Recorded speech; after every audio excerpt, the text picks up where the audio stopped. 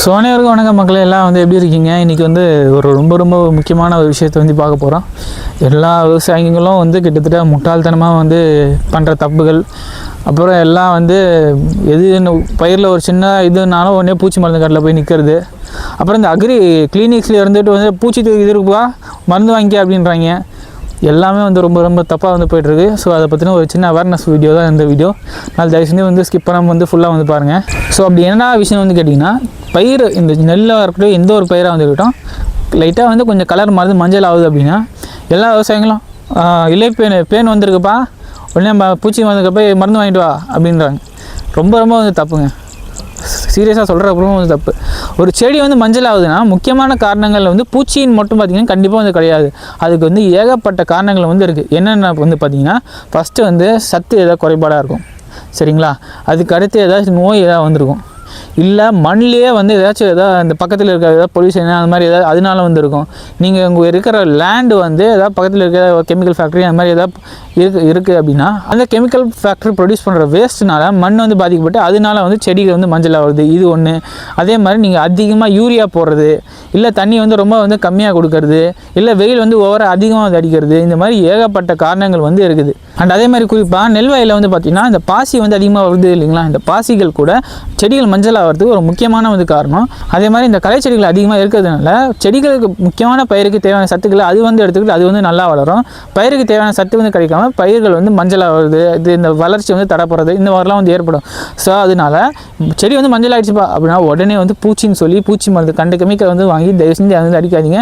அதனால இந்த தீமை செய்யும் பூச்சிகள், பயிரை சாப்பிட்ற பூச்சிகளை சாப்பிட்ற ஒரு சில நன்மை செய்யும் பூச்சிகள், தட்டான் சிலந்தி இதெல்லாம் இருக்குது இல்லைங்களா?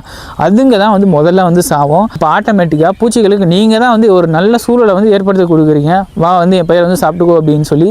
அதுவும் எப்படி பூச்சியை கண்ட்ரோல் பண்ணுன்ற பேரில் பூச்சி மருந்து அடித்து தீமை செய்யும் பூச்சிகள் அதிகமாக்கி விட்றீங்க. ஸோ அதனால் தயவு செஞ்சு செடிகள் மஞ்சள் ஆகுதுன்னா முக்கியமான காரணம் பூச்சின்னு மட்டும் இல்லை, ஏகப்பட்ட காரணங்கள் இருக்குது. ஸோ அதனால் தயவு செஞ்சு எதுனாலும் பொறுமையாக சிந்திச்சு நிதானமாக யோசித்து ஒரு நல்ல முடிவை எடுத்து அதுக்கப்புறம் பண்ணுங்கள். இப்போ எங்கள் வயலில் கூட பார்த்திங்கன்னா செடிகள் ஒரே இதாக மஞ்சள் ஆச்சு. எல்லாம் பக்கத்து விவசாயிலாம் என்னென்னு சொன்னாங்க பார்த்திங்கன்னா, தம்பி நெல்லில் இலை பேன் இருக்குது, உடனே பூச்சி மருந்து வாங்கி அப்படின்றது எங்கள் அப்பாகிட்ட சொல்லிடுறாங்க. அது மட்டும் இல்லாமல் சரி விவசாயம் தான் அப்படின்னு பார்த்திங்கன்னா, இது மட்டும் ஒரு அக்ரி கிளினிக்லேருந்து ஒருத்தர் வந்திருக்காரு. என்ன பண்ணியிருக்காரு, எல்லாம் வயலை கொஞ்சம் பார்த்துட்டு மஞ்சளாக இருக்குது பூச்சி மருந்து வாங்கி அடிக்கணும்னு சொல்லி அவர் சொல்லிட்டு போயிருக்காரு. நான் எங்கள் அப்பா இடப்போ பார்த்துட்டு தெளிவாக சொல்லிட்டேன், எப்பா எல்லாம் பூச்சின்னு சொல்லி தப்பாக சொல்லிட்டு இருக்காங்க. நம்ம வயலில் பூச்சி தொல்லையே இல்லைப்பா, நீங்கள் இந்த எருக்கு வேப்பலை இதெல்லாம் தண்ணி போகிற இடத்துல போட்டதுனால எல்லாமே இந்த நன்மை செய்யும் பூச்சிகள் தான் அதிகமாக இருக்குது. சிலந்தி இருக்குது, தும்பி இருக்குது, பறவைங்கள்லாம் அதிகமாக இருக்குது. அதனால் பூச்சி தொல்லையே சுத்தமாக இல்லைப்பா. இவங்க சொல்கிறாங்க அதை செஞ்சு பூச்சி மருந்து வாங்கிடாத. அது எதுனாலனா பாசி இருக்குப்பா, பாசிகள்னால தான் செடிகள் மஞ்சள் ஆகிருக்கு எங்கள் வயலில். ஏன்னா பாசியும் பார்த்திங்கன்னா ஒரு விதமான உயிர் தான். அதுக்கு தினசரி உணவு தேவை அதெல்லாம் இருக்குது இல்லைங்களா? ஸோ அது என்ன பண்ணுது, மண்ணில் இருக்க அது தேவையான சத்தை அது எடுத்துக்குது. பயிர்களுக்கு சத்து கிடைக்காம அது இறந்து போகுது. ஸோ அதனால் தயவு செஞ்சு இப்போ எங்கள் வயலில் பாசி நான் எங்கள் அப்பாட்ட தெளிவாக சொன்னோன்னே பூச்சி மருந்து எதுவும் வாங்காமல் அதே தான் என்ன பண்ணார், நல்லா தண்ணியை கட்டி கொஞ்சம் நல்லா ட்ரை பண்ணார், சரிங்களா?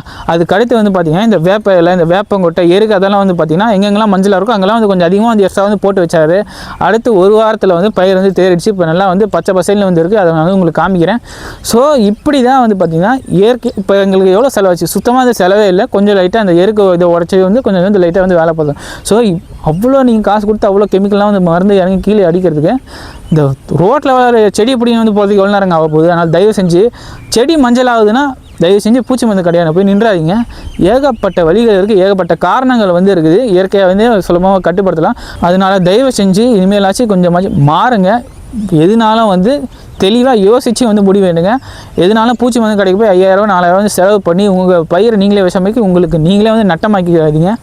அதனால் எல்லாத்துக்குமே இயற்கையிலே தீர்வு இருக்குது, சுலபமாக இருக்குது, பைசா செலவில்லாமல் பண்ணலாம். அதனால் தயவு செஞ்சு இந்த வீடியோ நிறைய பேருக்கு ஷேர் பண்ணிட்டு முக்கியமான தகவல்லாம் நம்ம தொடர்ந்து சொல்லிகிட்டு இருக்கோம். நிறைய விஷயங்கள் கற்றுக்க மறக்காம சேனல் சப்ஸ்கிரைப் பண்ணுங்கள். அண்ட் இதே மாதிரி புது விஷயங்களோட அடுத்த வீடியோவில் உங்களை சந்திக்கிறேன். நன்றி. அழகா மனதை அதன் போக்குக்கே விட்டுவிட்டால் அதற்கு காட்டு யானை பலம் வந்துவிடும்.